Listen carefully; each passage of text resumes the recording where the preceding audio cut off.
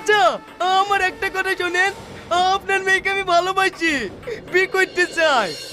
2 টাকা ইনকাম করার ক্ষমতা নাই, আবার আমার মেয়ের সঙ্গে বিয়ে করবে? বেরে শিগগিরি তোর মতন বেকার ছেলের সাথে আমার মেয়ের বিয়ে জীবনে দেব না।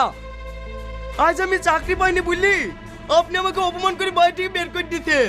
যেদিন আমি চাকরি পাবো সেদিন আপনার মেয়ের বিদ্যালয় লিখে আমার পেছন পেছন ঘুরবেন।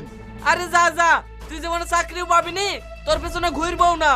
ও যাবনি, তোমার আব্বাকে একটু বুঝি বলো না, আমি একদিন না একদিন ঠিক চাকরি পাবোই। আমি আব্বার মুখের উপর কথা বলতে পারবো না।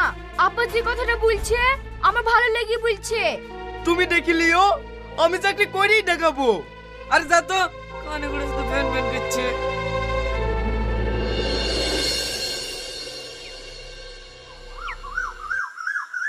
চাচি, আমাকে মিষ্টি দেন।